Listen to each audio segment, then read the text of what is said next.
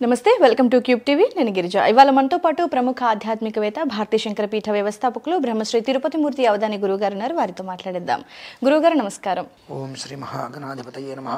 గురుగారు, అమ్మవారి అష్టాదశ శక్తి పీఠాల్లో కామాఖ్య కూడా ఒకటి. సో కామాఖ్య ఎంత పవర్ఫుల్ అనేది వెళ్ళిన ప్రతి ఒక్కరు చెప్తూ ఉంటారు అమ్మవారి గురించి.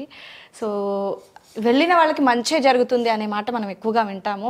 అయితే నేను రీసెంట్గా చూసిన విషయం ఏంటి అంటే, కామాఖ్య అమ్మవారి దగ్గరలో అంబుబాచి అనే అంటే లైక్ ఆ మేళా జరిగే టైంలో బ్రహ్మపుత్ర నది నుంచి ఎరుపు రంగులో వాటర్ వస్తూ ఉంటాయి. అదంతా అమ్మవారి ఋతుక్రమంగా భావిస్తారు.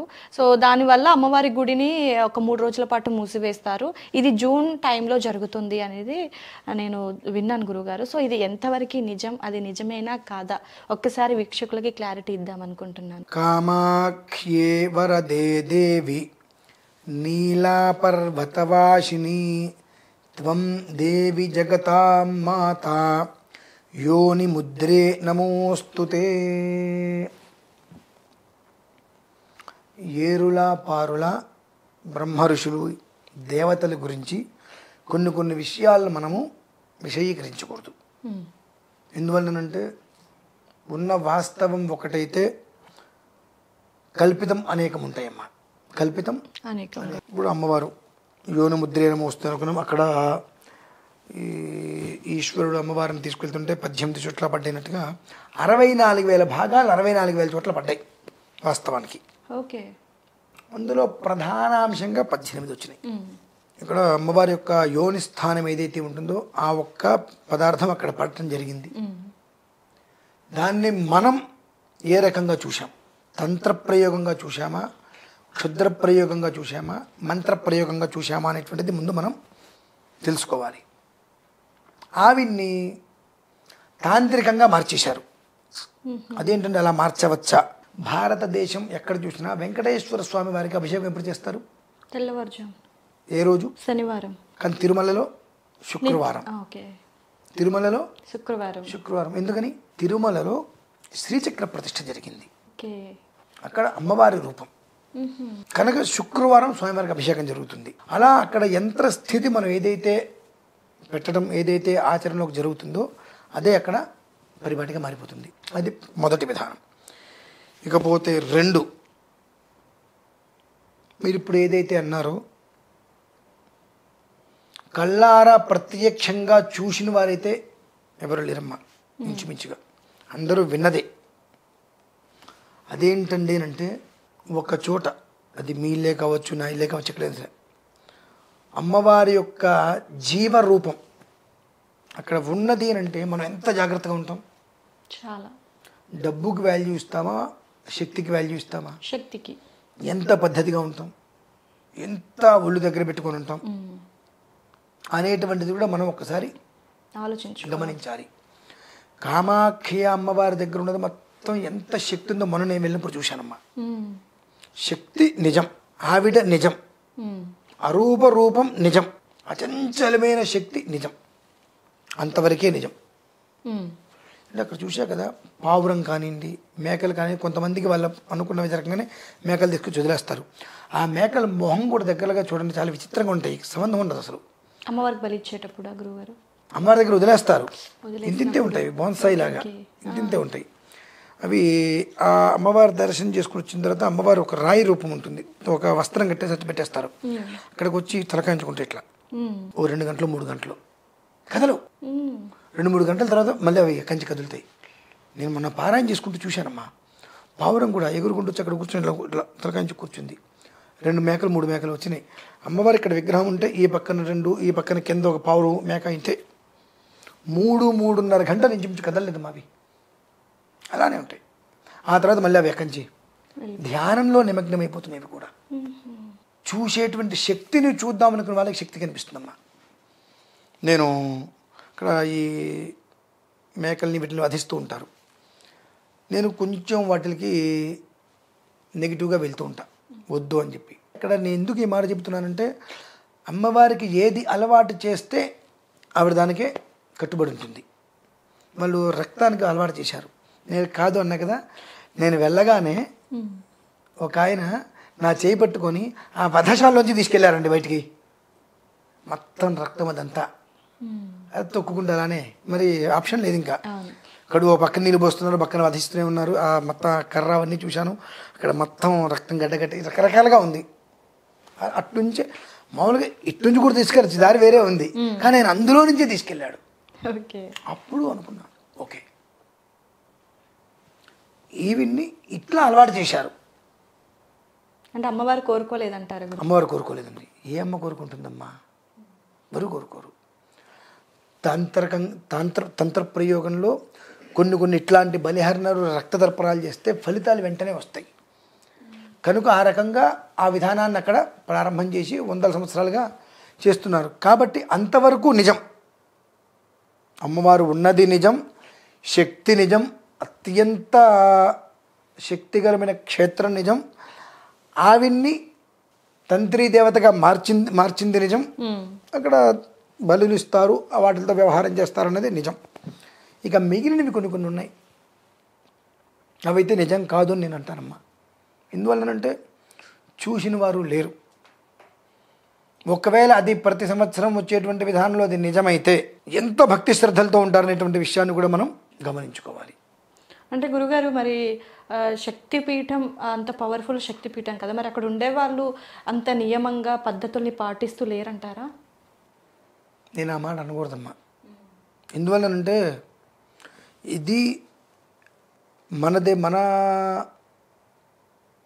ఆచార వ్యవహారాలు, వాళ్ళ ఆచార వ్యవహారాలు వేరు. ఓకే. ఎందుకంటే ఇందులో వామాచారం అని ఒకటి ఉంటుంది. వాళ్ళు మందు తాగి పూజలు చేస్తారు, మద్యం తింటూ పూజలు చేస్తారు, ఇంకా కొన్ని చెప్పాలంటే స్త్రీని పక్కన పెట్టుకొని కొన్ని పూజలు చేస్తూ ఉంటారు. వాళ్ళ ఆచారం అలా పెట్టుకున్నారు కాబట్టి దాన్ని మనం తప్పట్టే అర్హతలు మనకు లేవు. తప్పట్టకూడదు. మనం తప్పు పడితే మనకు మహాపాపం. ఓకే. ఎందువల్లంటే వామాచారంగా వాళ్ళు పెట్టుకున్నారు. అక్కడి నుంచి కొంచెం దూరం వెళ్తే మయోగ్ అనేటువంటి గ్రామానికి వెళ్తే కొన్ని దూరంలో అక్కడ ఈ పూర్తిగా క్షుద్రం అంటే ఏదైతే ఉంటుందో వారందరూ అక్కడ ఉంటారమ్మా. ఇంకా పూర్తిగా మనం ఎందుకు వెళ్తున్నాం వాళ్ళకి గమనించేస్తారు, మనల్ని ఎందుకు వచ్చారని తెలిసిపోతుంది. మళ్ళీ వచ్చి అడిగేస్తారు ఎందుకు వచ్చారు ఏంటో మీరు అని చెప్పి. మనం తేడా చెప్తే మనం ఎక్కడుంటాం మనకు తెలియదు. ఇంకా కేర్ ఆఫ్ ప్లాట్ఫారం కాదు, కేర్ ఆఫ్ నో విజువల్స్ కూడా ఎందుకు వెళ్ళా క్లియర్గా చెప్పాలి. వాళ్ళు అడుగుతారు మనం అక్కడికి వెళ్తే. ఉన్నది చెప్పేస్తే మీకు ఆ ప్రాంతం చూపిస్తారు, అబద్ధం చెప్తే అసలు మన విజువల్స్ కూడా పూర్తిగా పోతాయి. ఓకే. అలాంటి వ్యవస్థ మాది. వాళ్ళేం ప్రత్యేకంగా చెప్పక్కర్లా, మంత్రం అంటే చాలు వాడు భయం అయిపోతాడు. చాలా జరిగినటువంటివి. కనుక కామాక్షి వరదే దేవి నీలా పర్వతవాసిని త్వం దేవి జగతాం మాత యోని ముద్రే యోని రూపే నమోస్తుతే. అమ్మవారి యొక్క యోని స్థానం అక్కడ ప్రభావితమైంది. దాన్ని మనం దైవతత్వంగా చూద్దాము.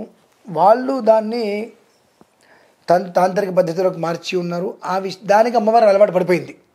అంతవరకే మనం చేయాల్సిన అవసరం లేదు. అక్కడికి వెళ్ళి ఆ పనులేమి మనం వెళ్ళినప్పుడు మన విధానంలోనే మనం నమస్కారం చేసుకొని అమ్మవారికి అర్చన చేసుకొని మన పారాయణ చేసుకొని మనం వచ్చేయచ్చు. అంతేగాని మనం వెళ్ళాం కాబట్టి మన మీద చెయ్యాలి అనేటువంటిది అయితే అక్కడ లేదు.